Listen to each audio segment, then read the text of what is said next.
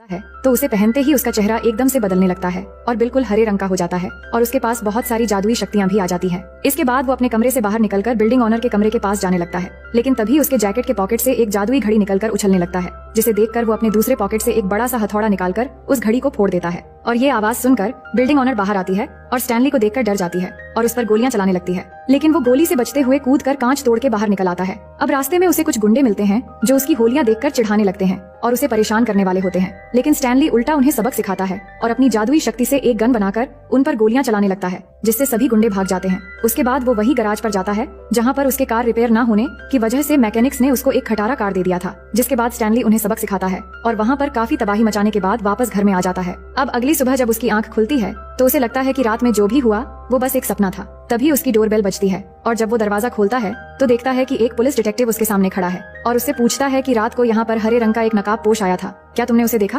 तभी स्टैनली समझ जाता है कि रात को जो भी हुआ था वो सपना नहीं बल्कि हकीकत था, लेकिन आगे वो कोई मुसीबत नहीं चाहता, इसलिए वो ऑफिस जाने से पहले उस मास्क को खिड़की से बाहर फेंक देता है, लेकिन उसके जाते ही वो मास्क अपने आप ही उड़ के वापस खिड़की से अंदर आ जाता है। अब सारा दिन ऑफिस का काम खत्म करके जब रात में स्टैनली घर पर आता है तो उसके मन में वही ख्वाहिश होती है कि वो क्लब में जाना चाहता है, क्योंकि उसे पता होता है कि उस क्लब में वही टीना नाम की लड़की परफॉर्म करने वाली है जो एक बार उसकी बैंक में अकाउंट खुलवाने आई थी, लेकिन पिछली बार उसकी खटारा कार की वजह से उसे बाहर निकाल दिया गया था। वो ये सब सोच ही रहा था कि तभी सामने उसको वही मास्क सोफे पर पड़ा दिखता है जो उसने बाहर फेंक दिया था, जिसके बाद वो ना चाहते हुए भी उस मास्क को पहन लेता है और उसके पास फिर से बहुत सारी पावर्स आ जाती है और वो तैयार हो जाता है क्लब में जाने के लिए। वहीं दूसरी तरफ वही बैंक जिसमें स्टैनली काम करता है, उस बैंक में टीना के बॉयफ्रेंड यानी टायरल के कुछ आदमी बैंक में डकैती करने जाते हैं, लेकिन जैसे ही वो अंदर जाने की कोशिश करते हैं तभी बैंक का दरवाजा जोर से टूटता है और स्टैनली अपनी जादुई शक्ति से घूमते हुए बाहर आता है और उन्हें कहता है कि माफ करना दोस्तों, पैसे बर्बाद नहीं करते। ये कहकर वो पैसे से भरा 3 बैग लेकर घूमते घूमते वहाँ से निकल जाता है। अब इसके बाद हम देख पाते हैं कि वो एक बहुत ही लंबी कार लेकर उसी क्लब के बाहर जाता है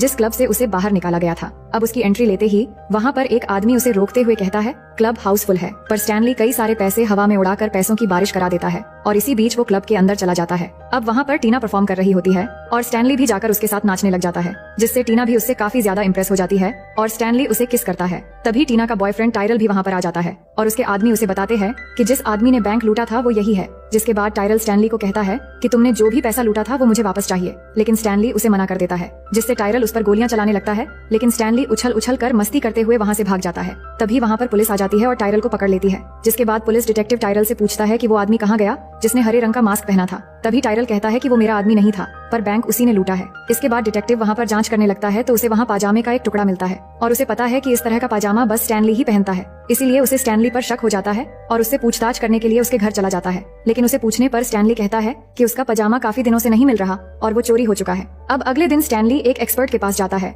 जिसने मास्क पर काफी ज्यादा रिसर्च की होती है। स्टैनली उस मास्क को दिखाता है जिस पर वो बताता है कि ये मास्क 4वीं से 5वीं शताब्दी का लगता है, जो ग्रीक मैथोलॉजी के एक देवता थे और उनका नाम लोकी था और ये निशान उनके जैसा ही लगता है, पर स्टैनली उस मास्क की सच्चाई उन्हें बताता है, लेकिन वो उसकी बात पर विश्वास नहीं करते। इसके बाद वो मास्क को पहनकर भी दिखाता है, लेकिन मास्क पहनने के बाद भी उसका रूप नहीं बदलता, तो स्टैनली मन ही मन समझ जाता है कि ये मास्क सिर्फ रात में ही काम करता है। अब उसी रात को स्टैनली वो मास्क पहनकर टीना से मिलने के लिए पार्क में जाता है और टीना भी वहाँ पर आती है, लेकिन तब तक वहाँ पर पुलिस डिटेक्टिव पहुँच जाता है और टीना उन्हें देखकर वहाँ से भाग जाती है, लेकिन वो डिटेक्टिव स्टैनली को पकड़ लेता है और उसकी तलाशी लेने लगता है, पर स्टैनली मास्क मैन की पावर की वजह से बहुत ही ज्यादा शरारती होता है और वो उन्हें चकमा देकर वहाँ से भाग जाता है। पर जैसे ही वो पार्क के बाहर जाता है तो उसे पूरी की पूरी पुलिस फोर्स दिखती है जो उसे पकड़ने के लिए आई है, लेकिन स्टैनली वहाँ काफी फनी मूड में नाचना गाना शुरू कर देता है और सभी को नचवाने लगता है और वहाँ से भी भाग निकलता है और कहीं एक खाली जगह जाकर उस मास्क को निकाल देता है। तभी वहाँ पर एक गाड़ी आकर रुकती है जिसके अंदर एक लड़की होती है जिसका नाम है पेगी और वो स्टैनली को काफी पहले से जानती थी,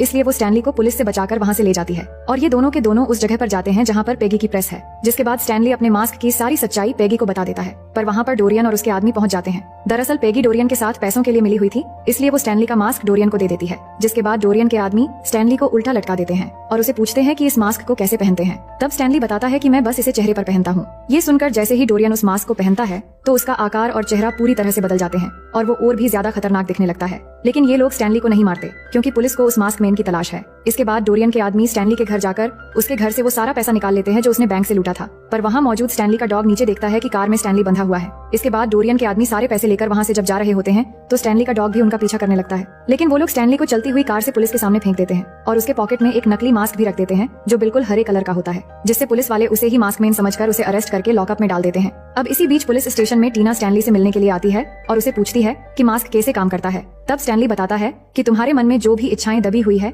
जिसे तुम पूरा करना चाहते हो, मास्क पहनने के बाद इंसान उसी इच्छाओं को पूरी करने की कोशिश करने लगता है। जिसके बाद टीना समझ जाती है कि मास्क मैन उसके साथ फ्लर्ट इसलिए कर रहा था क्योंकि असल में स्टैनली उसे प्यार करता है। तभी स्टैनली बताता है कि जिस तरह से डोरियन का व्यक्तित्व है उस हिसाब से अगर वो मास्क पहनता है तो उसकी सारी इच्छाएं बाहर आ जाएगी और वो पूरी दुनिया में तबाही मचा देगा। टीना उसे बताती है कि शायद आज रात डोरियन कुछ करने वाला है। इसके बाद टीना वहाँ से निकल जाती है, लेकिन जब वो जा रही होती है तो दो आदमी उसे पकड़ने के लिए आते हैं, लेकिन टीना उन्हें मार कर चिल्लाते हुए किसी भी तरह वहाँ से भाग जाती है। तभी खिड़की से होते हुए स्टैनली का डॉग माइलो आ जाता है और अपनी चतुराई से सोते हुए गार्ड के पॉकेट से लॉकअप की चाबी ले आता है। जिसके बाद स्टैनली उस सोते हुए गार्ड से गन चुराकर भागने ही वाला होता है। तभी वहाँ पर डिटेक्टिव आ जाता है, लेकिन स्टैनली डिटेक्टिव को गन पॉइंट पे रखकर चालाकी से वहाँ से कार लेकर भागने में कामयाब हो जाता है। वहीं दूसरी तरफ हम देख पाते हैं कि डोरियन ने टीना को पकड़ लिया था और अब उसे लेकर एक कसीनो की तरफ जा रहा है, लेकिन अंदर जाने से पहले कार के अंदर ही वो जादुई मास्क पहन लेता है और एक शक्तिशाली रूप धारण कर लेता है। अब कसीनो के अंदर जाने के बाद उसे इस शहर का सबसे बड़ा डॉन मिलता है जिसको मारकर वो हमेशा उसकी जगह हासिल करना चाहता था। लेकिन डॉन के लोग डोरियन पर गोलियां चलाने लगते हैं, पर डोरियन अपनी पावर से सारी गोलियां अपने मुंह में भर लेता है